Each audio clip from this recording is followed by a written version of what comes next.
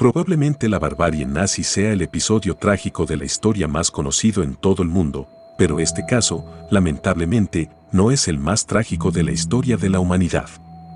Ha habido un caso peor en donde se llevaron a cabo los experimentos más crueles de todos los tiempos, y este es el caso de la historia del Escuadrón 731, una unidad de investigación secreta del ejército imperial japonés que es la responsable de algunos de los crímenes de guerra más atroces del siglo XX y que por circunstancias históricas, no tienen la popularidad de Auschwitz. Esta macabra historia tiene inicio en 1937, en este año comenzaba la Segunda Guerra Chino-Japonesa y 2 años después de eso, estalló la Segunda Guerra Mundial. El ejército japonés estaba muy interesado en las guerras biológicas, pues ya se habían visto estos sucesos en guerras pasadas. Así, con el visto bueno del ejército imperial, un doctor llamado Chihiro Ishii impulsó un ambicioso programa de uso de armas biológicas y tenía a su disposición unas enormes instalaciones situadas en el norte de China. Antes de entrar en detalles de lo que se hacía en el lugar conocido como Escuadrón 731, hablaré un poco al respecto de Chihiro Ishii, el doctor al frente de este macabro proyecto. Chihiro Ishii estudió medicina, una vez egresado ingresó en el ejército y en 1922 fue asignado al Hospital del Primer Ejército y la Escuela Médica Militar de Tokio. Posteriormente se especializó en microbiología y después de ello, efectuó un viaje a Europa para recabar información sobre los efectos de las armas biológicas y químicas durante la Primera Guerra Mundial. A su regreso a Japón, Ishii se dedicó a promover entre sus superiores la necesidad de la investigación y fabricación de armas biológicas. Un hecho fortuito fue decisivo para que sus teorías fueran escuchadas. Una vez que el doctor llegó a Japón, se desató una epidemia de meningitis en la región de Shikoku, y para esto, Ishii diseñó un filtro especial para el agua que ayudó de un modo decisivo a frenar la expansión de la epidemia. El éxito fue tan abrumador que su talento como epidemiólogo empezó a ser muy tenido en cuenta, sobre todo por el ejército, al cual se dirigió para que sus teorías acerca del armamento biológico fueran al fin escuchadas y tuvieran el visto bueno. De este modo, en el año 1931, había sido creado un grupo de investigación antiepidémica en la región. Se trataba de un laboratorio que en teoría debía prevenir de posibles expansiones de enfermedades, pero que no era sino un centro para estudiar la viabilidad de una futura guerra biológica. Al frente de este grupo de investigación se situó Chihiro Ishii.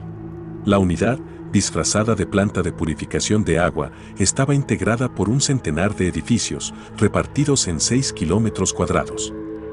Entre los médicos y soldados japoneses que allí trabajaban, el lugar era conocido como el Escuadrón 731. Aquí se llevaron a cabo experimentos con entre 3.000 y 12.000 civiles y prisioneros. Entre estos sobre todo había chinos, pero también rusos, coreanos, mongoles, europeos y americanos. Durante varios años, Ishii y su equipo trabajaron en ensayos que combinaban los microbios causantes de algunas de las enfermedades más terribles que habían asolado a la humanidad, tales como la peste bubónica, el cólera, la fiebre tifoidea, la tuberculosis, la sífilis, la disentería y la viruela. Para esto que ellos tomaban como simples experimentos utilizaron como conejillos de indias a cualquier ser humano, no importando si se trataba de hombres, mujeres, niños, bebés, ancianos. A estos humanos de experimento ellos les apodaban Maruta, que significa troncos, esto debido a que una parte de la unidad 731 estaba camuflada como aserradero. En los primeros experimentos, las víctimas eran engañadas diciéndoles que se les estaba inyectando una vacuna cuando en realidad lo que les inyectaban eran patógenos mortales. También eran forzadas a comer alimentos infectados o a portar ropa contaminada, pero este era solo el comienzo de todos los actos atroces que se llevarían a cabo en este lugar, pues Ishii decidió ir un paso más allá. Estos experimentos se tornaron más tétricos al comenzar a explorar los límites de la resistencia humana. Sometía a sus prisioneros a estar sin beber agua, sin comer o sin dormir, para poder hacer una valoración de cuánto demoraban antes de que les llegara la hora. Los sometieron a ser explorados por dentro sin uso de ninguna anestesia, los exponían a dosis letales de rayos X, les provocaban quemaduras horribles, los exponían a gases mortales, les inyectaban aire por las venas, entre otras torturas más que no me es posible describir.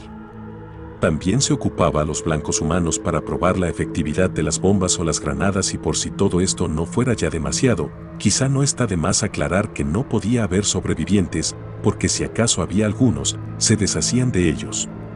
La operación Cerezos en Flor por la noche, a mediados de 1945, planeaba emplear ataques kamikazes sobre la costa de California con bombas cargadas de bacterias. Pero con el ataque atómico lanzado por Estados Unidos sobre Hiroshima y Nagasaki, a los japoneses no les quedó otra opción más que rendirse y el Escuadrón 731 se disolvió. En cualquier caso, los experimentos realizados en estos centros fueron calificados por la Organización de Naciones Unidas como crímenes de guerra. Mientras que los médicos nazis sí que fueron juzgados y sentenciados, para el Escuadrón 731 no hubo juicio alguno. Ishii, quien lideraba todo este acto atroz, fingió su propia muerte e intentó huir. Sin embargo, fue arrestado en Estados Unidos en 1946, pero él y otros integrantes del escuadrón lograron negociar y fueron liberados a cambio de los datos obtenidos en sus experimentos. Ishii finalmente falleció en su hogar en Tokio debido a un cáncer de garganta en 1959, a la edad de 67 años. Un final que definitivamente no hace justicia a todas las aberraciones que cometió en su pasado. Sin más que decir por el momento, me despido. Esto ha sido todo por este video. Coméntame si ya conocías esta historia y cuéntame cuál es tu opinión al respecto.